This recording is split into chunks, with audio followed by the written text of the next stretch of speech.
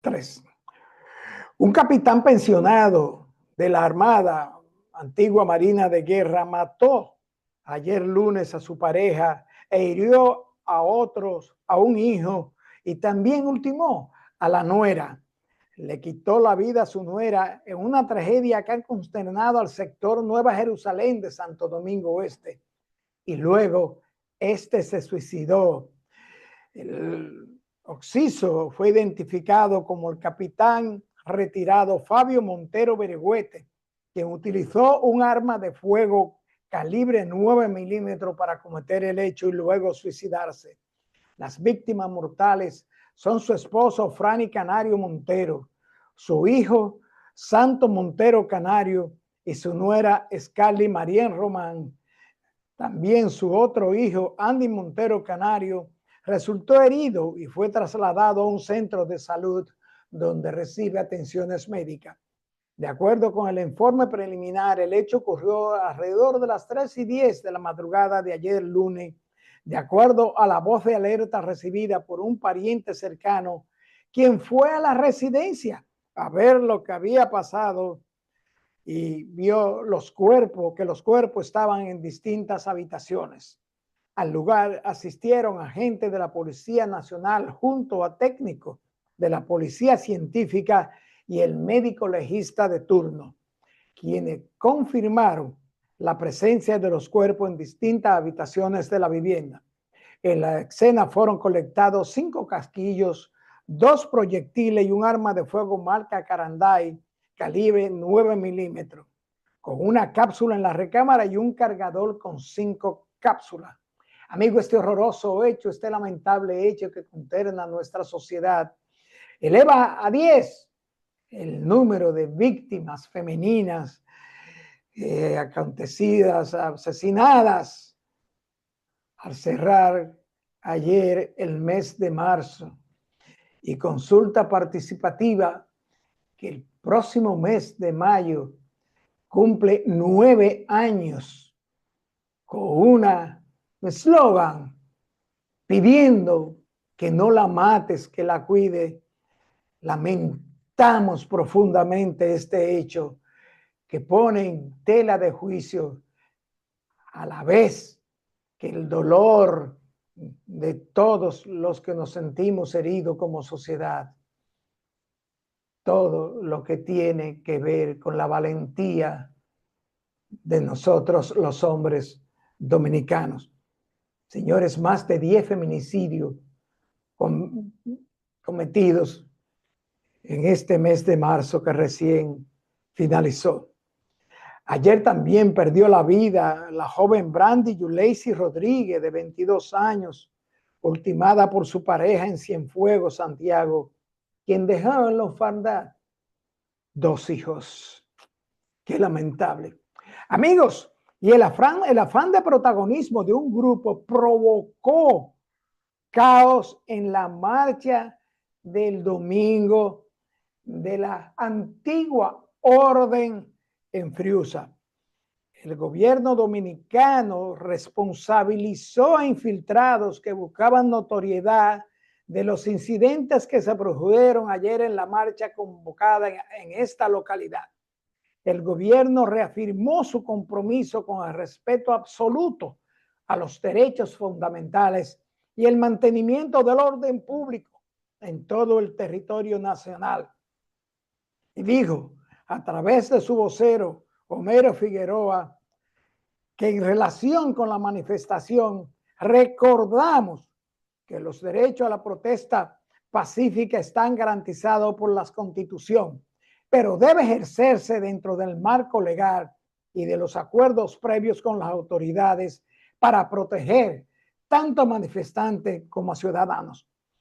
Autorizamos la marcha porque no olvidamos que nuestro gobierno surgió de la manifestación democrática de los ciudadanos.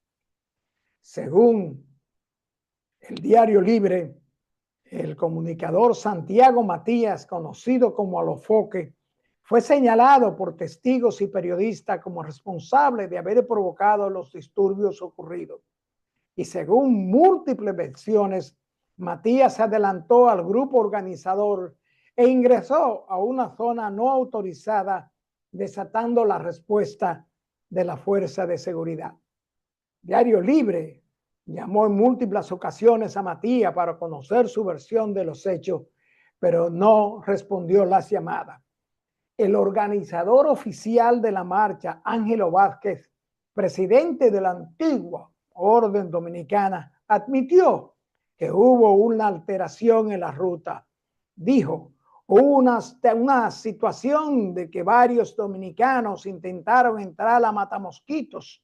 Nosotros pedimos autorización para seguir avanzando hasta Matamosquitos y hubo un forcejeo para provocar a las autoridades, declaró Vázquez, quien explicó que ese sector no estaba incluido en el trayecto aprobado por el Ministerio de Defensa.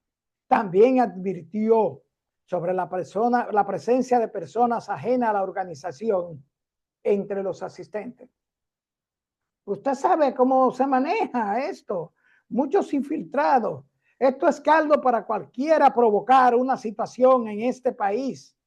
Previos a los incidentes, Vázquez aseguró que todo ocurrió pacíficamente, destacando que lograron ingresar a Friusa, desafiando afirmaciones de algunas autoridades que decían que no se podía entrar a esa zona. Y dijo, quedó demostrado que no como dicen muchos políticos de nuestro país, o el presidente del Senado afirmó. Nosotros nos preguntamos, ¿de qué y de quién estaba Ángel Vázquez, presidente de la antigua Orden Dominicana, defendiendo? ¿De qué? ¿Y de quién? Defendiendo la patria. Se han presentado en Friusa atentados contra contra personas, contra nuestro sistema democrático, atentado a la seguridad del Estado y ciudadanía. En la solicitud de permiso para realizar la marcha, la orden reconoce la autoridad que protege la paz del lugar. Hasta aquí, amigos, nuestro comentario de hoy, y les invitamos a que nos acompañen a nuestra consulta, donde estaremos tratando con la doctora Cherezades Hasbún, endocrinóloga, diabetóloga. Volvemos en breve con nuestra consulta central.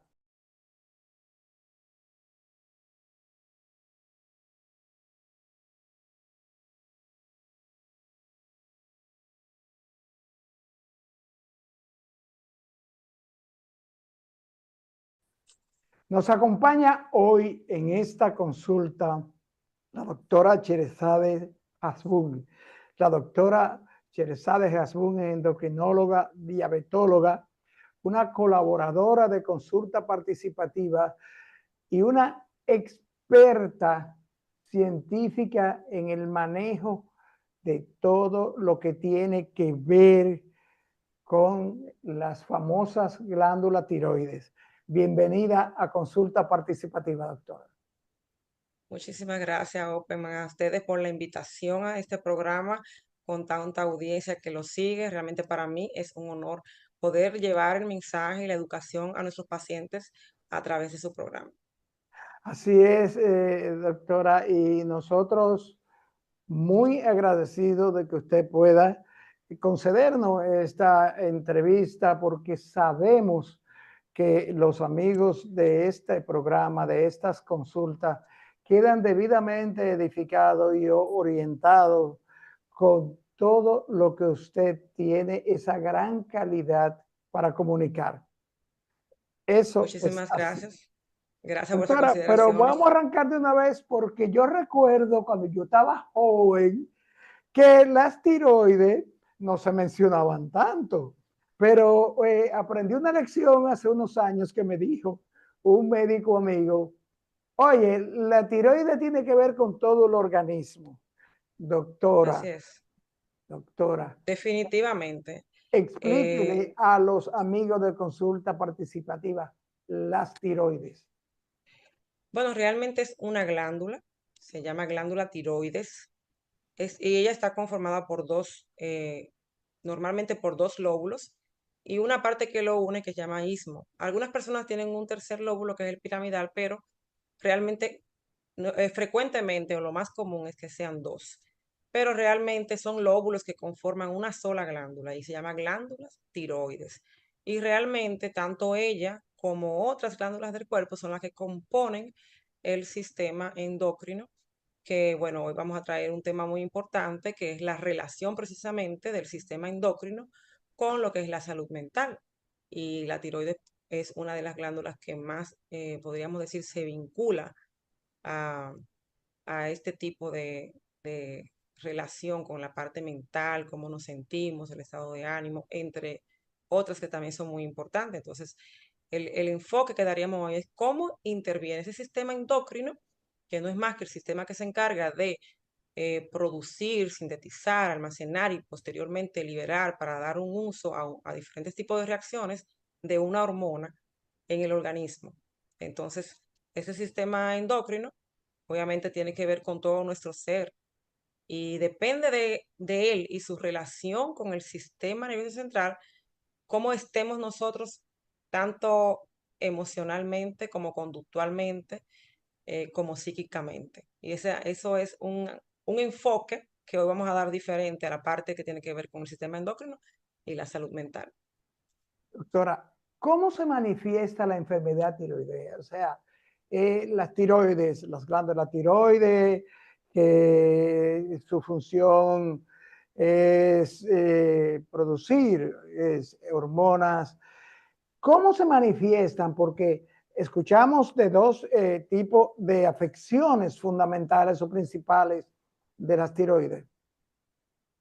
Claro, la glándula tiroides tiene, como usted bien dijo, un principio múltiples funciones. Una de las funciones es regular, por ejemplo, la temperatura en el organismo, tiene que ver con el centro de la temperatura, pero también con la parte que tiene que ver con el ritmo cardíaco, la presión arterial.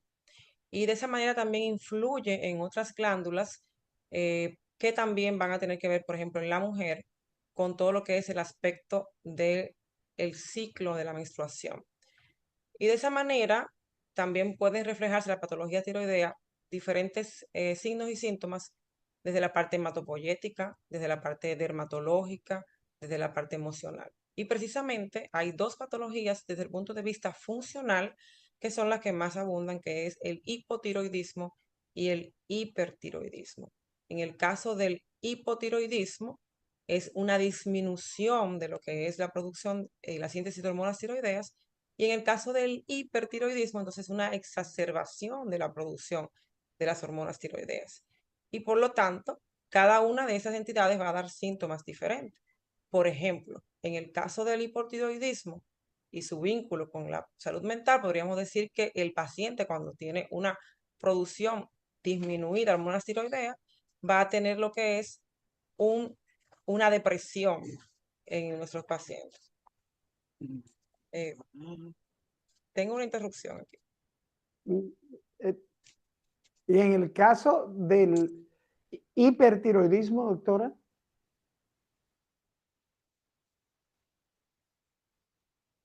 En el caso del hipertiroidismo, pues vamos a tener todo lo contrario, un paciente que está exacerbado en sus funciones, inquieto, ansioso, pues generalmente se queja mucho el paciente de que presenta palpitaciones o taquicardia, y en tal sentido, entonces vamos a tener ese paciente que va a venir asustado a la consulta diciendo, doctora, no duermo adecuadamente, y de esta manera el paciente está muy, muy ansioso.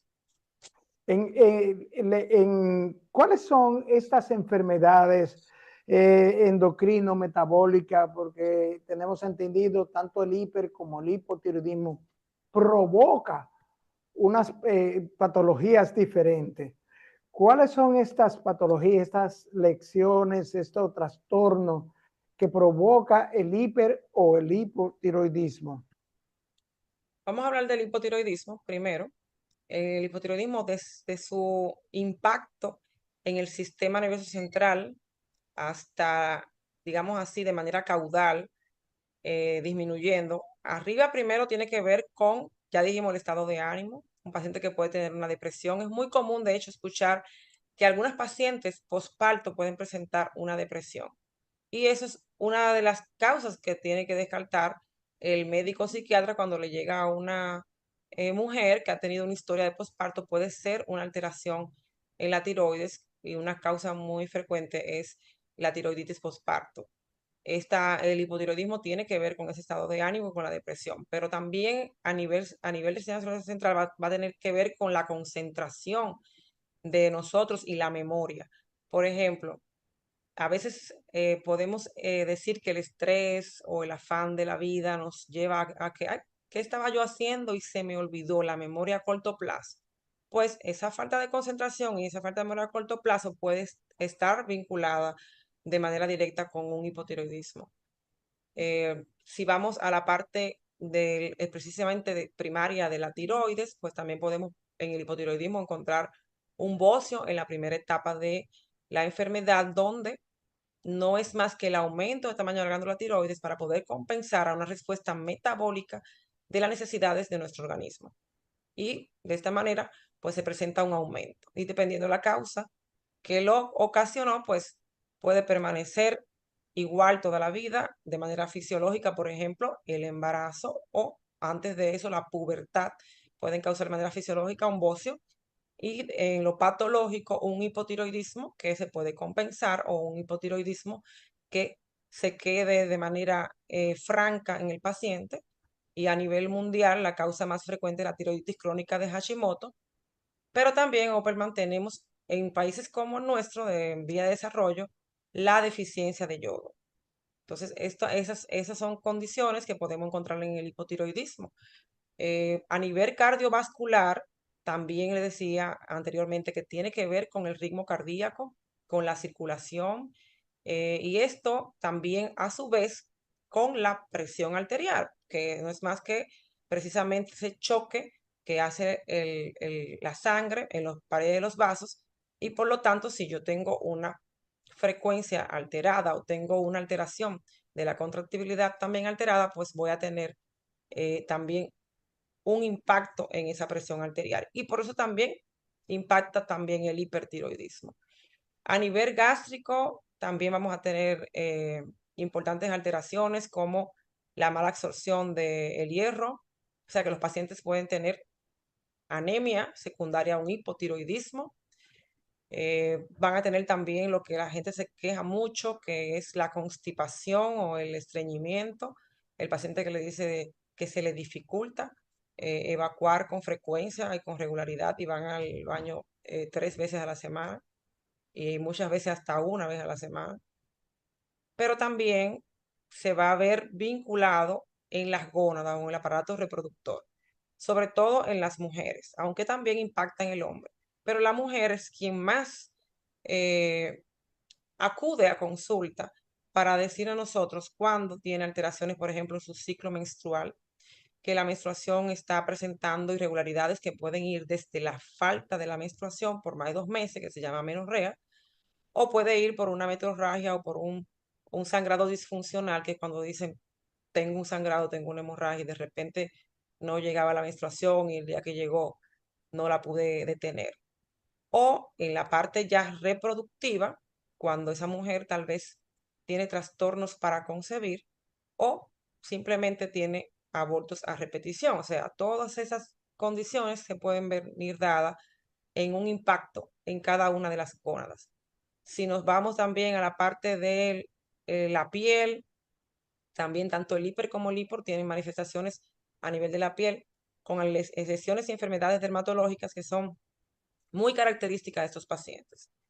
En un paciente también franco con un hipotiroidismo muy severo, vamos a ver un enlentecimiento de todas sus funciones cognitivas, motoras, puede estar en anasalca generalizada, que es cuando tenemos un edema, perdón, generalizado. El paciente está así como hinchado, puede tener distensión abdominal, entre otras cosas. O sea que son tantos esos síntomas y los signos que vamos a encontrar en el hipotiroidismo y también en el hiper, que ahora vamos para allá, que pudiéramos pasarnos toda la tarde hablando solamente de lo que el paciente pudiera presentar. Doctora, a nivel óseo, ¿tiene que ver el hipotiroidismo con el asunto de la osteoporosis, la osteopenia? ¿Afecta el hipotiroidismo, el desarrollo a nivel óseo? Claro que sí, las hormonas tiroideas también intervienen con el crecimiento de, y el crecimiento normal de nuestros niños. Y en ese sentido, pues vamos a ver que los pacientes pueden tener un retraso en el crecimiento cuando tienen un hipotiroidismo. Y de esta manera también vamos a ver que la osteoporosis y la osteopenia también impactan, sobre todo cuando el paciente está en una terapia sustitutiva con levotiroxina, que también impacta en ese hueso. Y en el caso del hipertiroidismo, ¿afecta de la misma forma estas funciones que usted ha señalado? ¿O es más grave el hipertiroidismo que el hipotiroidismo? Bueno, dependiendo la etapa en que lo estemos diagnosticando, porque en sentido general el hipertiroidismo puede de manera más abrupta y más urgente poner en riesgo la vida del paciente. Pero un hipotiroidismo que se vaya acentuando así de manera crónica, que se convierta en un hipotiroidismo franco, luego severo, y entre en un estado, lo que se conoce un estado mixedematoso, el paciente puede llegar incluso a entrar en lo que se conoce como un coma mixedematoso, que el paciente es uno de los más difíciles comas de salir porque muchas veces pasa por desapercibida el diagnóstico del hipotiroidismo y trastornos tiroideos, y para salir de ahí hay que darle levotiroxina. Y es un estado muy realmente preocupante porque el paciente puede estar con todos los síntomas que mencionamos anteriormente, pero agudizado al extremo.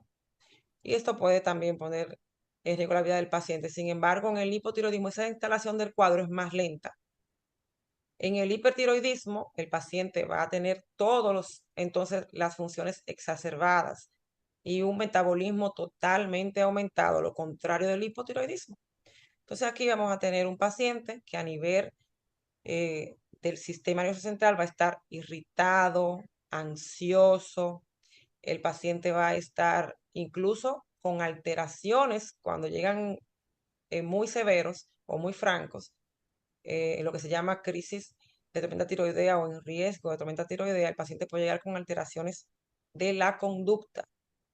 Recientemente, lo he visto muchas veces, pero lo voy a decir porque recientemente, la semana pasada, tuve un joven que llegó a psiquiatría y es la psiquiatra quien dice, bueno, pero vamos a tener que medicarlo al paciente y lo llevan a la emergencia para tranquilizarlo porque llegó ella pensando incluso que tenía un delirio de estos religiosos porque llegó como alabando y todo esto, pero muy inquieto y no se dejaba tocar. Cuando va a la emergencia, entonces el médico emergenciólogo empieza a investigar antecedentes en el paciente y en los familiares. Y el paciente tenía o tiene su madre que había tenido un hipertiroidismo por enfermedad de Gray y que por esa razón había quedado posterior a un trastorno psicológico. Entonces, este paciente, gracias a Dios, se pudo sacar de la crisis hipertiroidea, pero eh, llega el paciente dando síntomas de otras condiciones que se pueden enmascarar y si no pensamos en tiroides fácilmente se nos va el paciente. Doctora, tenemos el caso de un amigo de consulta participativa trabajando en los Estados Unidos. Él es conductor de estos camiones grandes, de estas patanas, como le dicen aquí, que transporta furgones y eso. Y él comenzó a sentir dolor de espalda, tener problemas al orinar, pasaba mucho tiempo sin orinar y se lo atribuía al asunto de su trabajo, hasta que fue poniéndose peor, fue al médico y en el médico eh, el médico de los riñones, ¿no? Le señaló que él estaba padeciendo de hipotiroidismo. ¿Cuánto tiene que ver la glándula tiroides y el hipotiroidismo a nivel renal? Todo interfiere, porque si tenemos un paciente que está muy hipotiroideo, pues obviamente va a estar probablemente reteniendo líquidos. Y esa retención de líquido pues, puede estar afectada o vinculada directamente con la función renal. Sin embargo, ese paciente ya lo que estaba teniendo era lo que nosotros conocemos como probablemente mialgias y artralgia, que también está presente en el hipotiroidismo. O sea, al paciente le duele el cuerpo. Hay pacientes que dicen, doctora, yo me despierto cansada o cansado, y si me doy la vuelta en la cama, me pesa el cuerpo para voltearme en la cama. Y eso puede ser un paciente que está hipotiroideo, aunque pueden ver otras causas, por supuesto, porque los síntomas, y es precisamente lo que confunde el diagnóstico, no son pactonomónicos.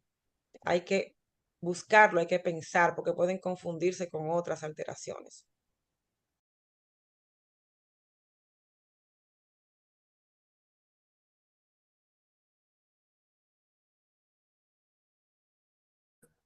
Doctora, tenemos la experiencia de eso que te señala del asunto de el cansancio, de levantarse cansado, como si se hubiese amanecido en vez de durmiendo, trabajando. Y este cansancio se ha manifestado también con mareos, hasta con náusea al momento de levantarse. Y esa persona padece de hipotiroidismo. Ciertamente, los pacientes con hipotiroidismo, como decía anteriormente, como los síntomas no son específicos, porque son todos inespecíficos, pueden confundirse la patología o mezclarse con otras. Por ejemplo, es muy común ver lo que usted dice, el paciente hipotiroideo puede presentar mareos, puede ser incluso por anemias, pero también por una frecuencia aumentada en el trastorno de los lípidos. Hay dislipidemia o hay colesterol elevado, que también es muy frecuente en estos pacientes y puede causar síntomas de mareo. No necesariamente van a estar presentes, porque como hemos dicho, otras patologías se pueden mezclar, pero sí pueden presentarse en algunos casos. O sea que puede presentarse. Doctora, a nivel mental, las enfermedades endocrino metabólicas, ¿cómo se manifiesta? ¿Cuál es la sintomatología? ¿Cuáles son los daños centrales y periféricos del problema mental provocado por mal funcionamiento del tiroides? Esa es una excelente pregunta. En principio hablaba de eso justamente, que el sistema endocrino está totalmente vinculado con el sistema nervioso central. Y para esto debe haber un equilibrio entre ese sistema que productor de hormonas a nivel cerebral con el propio sistema vascular del cerebro, por decir el sistema nervioso central. ¿Y qué pasa? Cuando se pierde ese balance de esas hormonas, vamos a tener trastornos, obviamente, que se convierten en patológicos, ¿no? Resulta que allí está dado lo que es el sistema neuroendocrino, que es esa vinculación entre el sistema central y la producción de hormonas. Pero también actualmente se habla del que es el sistema psiconeuroendocrino, porque entra el tercer factor, que es el psiquismo, que no es más que la organización que tenemos nosotros para permitir que conocer todo lo que es el entorno fisiológico de la percepción, la orientación, la toma de decisiones, pero también, por otro lado, las emociones y los sentimientos. Entonces, ese psiquismo, que al final también se relaciona con la parte que tiene la famosa psiquis, ¿no? Y diferentes factores van a intervenir en ello. Obviamente hay factores genéticos, como le mencionaba el caso del paciente que no llegó, que ya tenía un antecedente genético, pero también tenemos el factor neuroendocrino y el factor inmunológico. Entonces, todos ellos allí que intervienen van a sacar ese balance a nivel central y el paciente puede trastornarse. Realmente es muy frecuente, como decía, en los pacientes con Gray, relacionarse, por ejemplo, con lo que es las enfermedades, por ejemplo, el estado bipolar, se pueden presentar en el hipertiroidismo, enfermedad de Gray, pero además es muy común, y las que son mujeres van a entender, que nosotras nos dicen, somos muy sentimentales o muy hormonales dependiendo el momento en que nos encontremos en nuestras vidas. Para poner un ejemplo muy claro, cuando estamos en gestación, la mujer está embarazada, la mujer empieza a tener cambios en su estado de ánimo. Y la gente dice, hay cambios hormonales y tiene un humor. Entonces, ¿qué pasa? Ahí cambia de sentimiento, se pone susceptible, nos ponemos susceptibles, frágil, pero además tenemos ese sentimiento de que tenemos que proteger lo que llevamos dentro.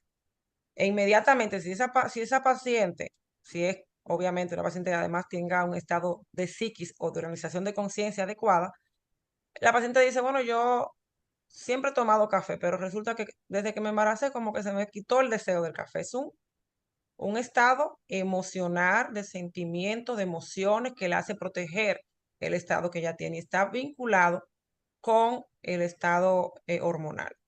O tan fácil como decir el estado premenstrual en las mujeres también, donde muchas veces los hombres dicen, bueno, ella está en los días de su menstruación y por eso tal vez no está hoy está muy sensible o está enojada, porque también el enojo tiene que ver con esto. O sea, todos estos sentimientos tienen que ver cómo nos sentimos.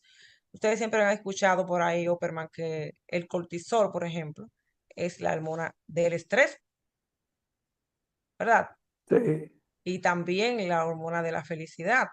Y ahí vamos a incluir también lo que es la adrenalina, que funciona ahí cuando tenemos, la estimula el cortisol y en respuesta de emergencia se activa esa adrenalina. Pero si el cortisol está bajo, el paciente no tiene ánimos de nada y está depresivo, no tiene fuerzas. Pasa algo así como pasa con el hipotiroidismo, pero más severo, porque el cortisol incluso es una de las hormonas junto a la insulina con la cual si no tenemos no podemos vivir, es indispensable para la vida. Entonces, si tenemos un exceso de cortisol, tenemos todo lo contrario, estamos ansiosos, agitados, algo así también parecido a lo que pasa y describíamos en el hipertiroidismo, pero también más severo. Y de esta manera se van relacionando otras hormonas que tienen que ver.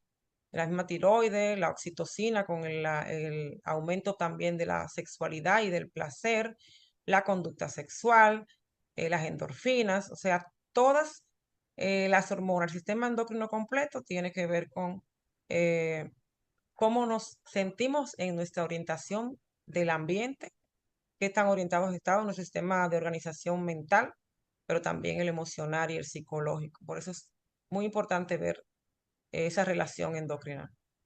Doctora, usted señaló cierta relación con el trastorno afectivo bipolar. ¿Pudieran haber manifestaciones producidas por el asunto del problema tiroideo, de conducta, agresividad, lejos de ser depresivo, manifestarse agresivo, irritable, temblores en las manos? ¿Tuviera algo que ver con el Alzheimer o con el Parkinson? Bueno, hay algunos estudios que mencionan trastornos degenerativos y como el Alzheimer, pero no hay una evidencia robusta de que tenga que ver con esa parte de la parte degenerativa y la demencia senil. Sí con el trastorno eh, que habíamos mencionado, el bipolar, pero también otras enfermedades que tienen que ver con la parte psiquiátrica. O sea que, Como la esquizofrenia, por ejemplo. También la exacto. esquizofrenia tiene que ver mucho con la tiroides y muy particularmente con el síndrome de Gray, que es una condición autoinmune que se vincula mucho a esta condición de la Puede, esquizofrenia. puede conducir el problema de la malfunción tiroidea a trastornos mentales graves. Sí, claro. Mencionamos que la psique tiene varios factores que le influyen y hay receptores y sustancias químicas que se liberan en el organismo que pueden alterar esa función. La alteración puede ser transitoria o puede ser permanente. ¿Y de qué depende eso? Depende del tiempo de exposición y de evolución que tenga el paciente en ese trastorno sin haber sido tratado o diagnosticado oportunamente, pero también en el factor o en la predisposición genética o inmunológica que pueda tener.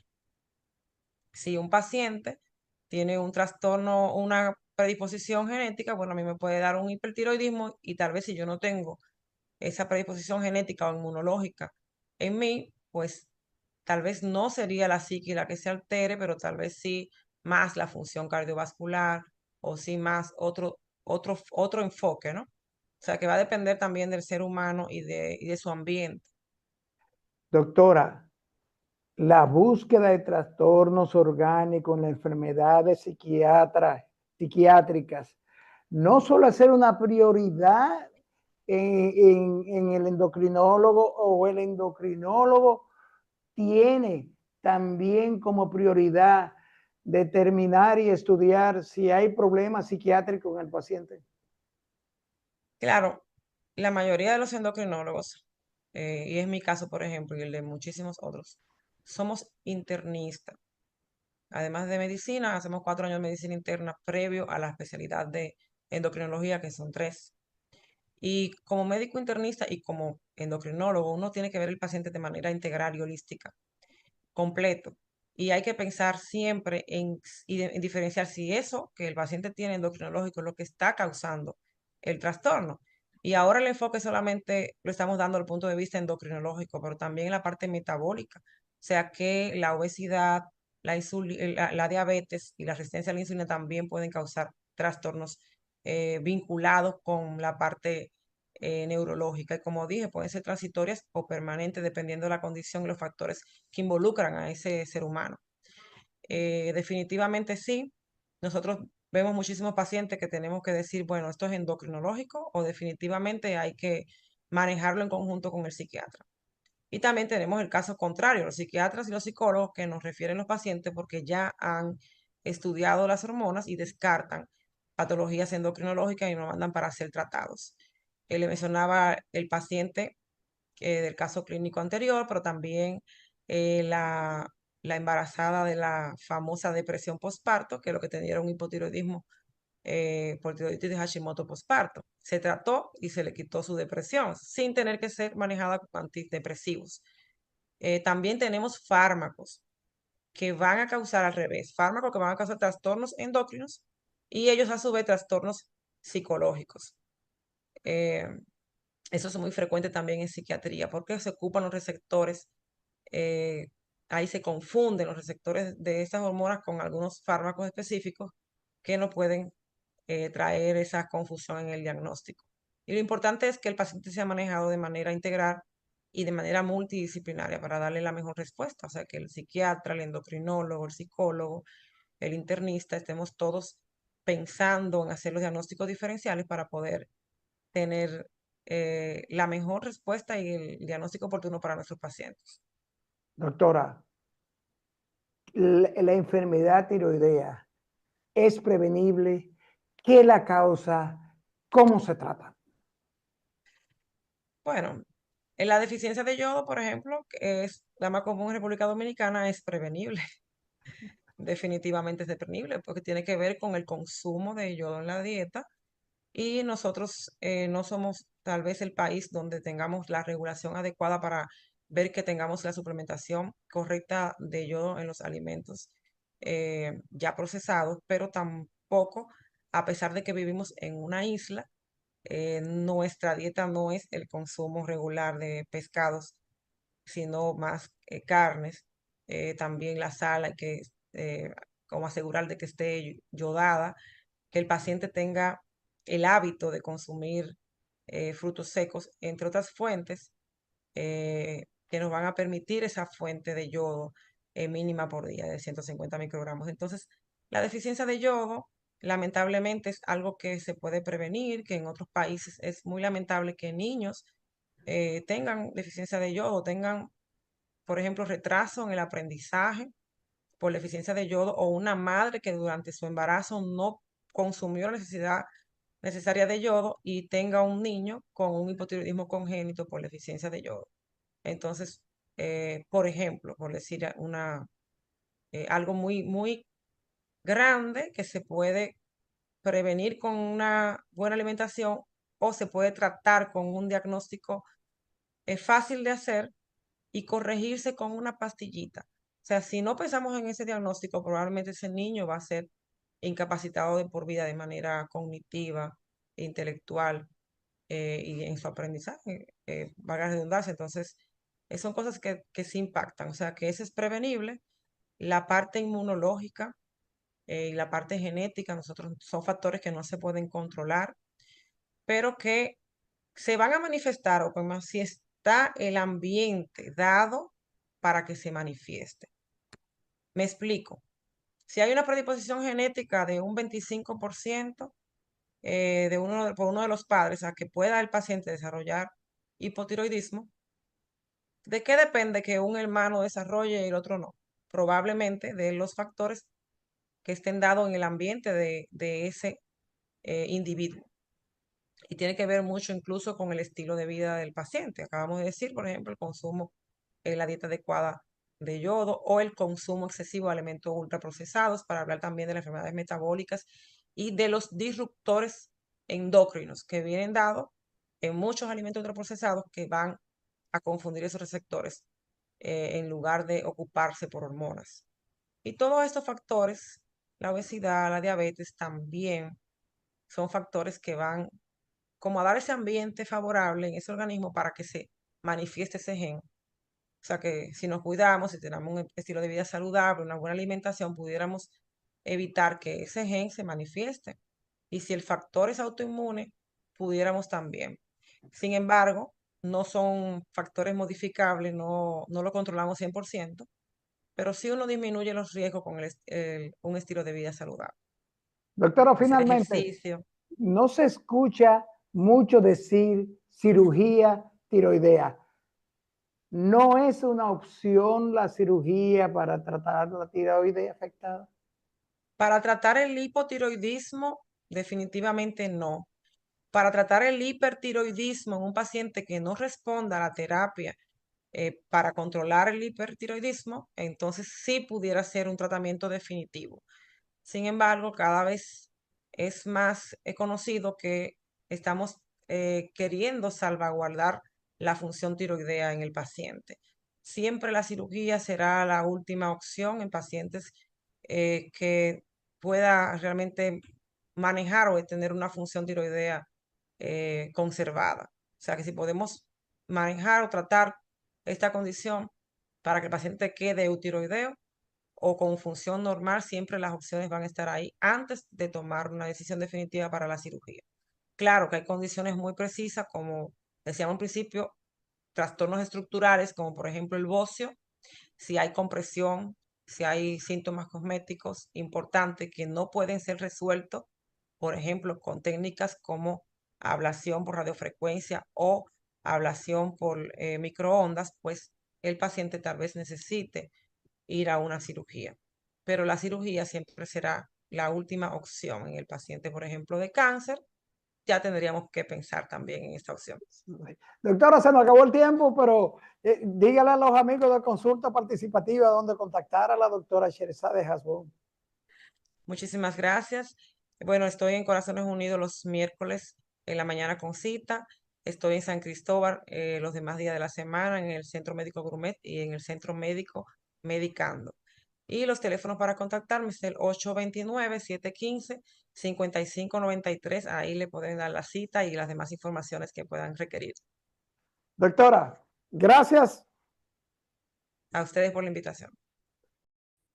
Bien, amigos, después de esta interesantísima consulta con la doctora Sherazade Hasbún, endocrinóloga, diabetóloga, sobre todo lo que tiene que ver con las enfermedades endocrinas metabólicas y especialmente la salud mental, solo nos resta darle las gracias por acompañarnos en estas consultas orientadoras de salud e invitarle a que nos acompañen en la próxima consulta.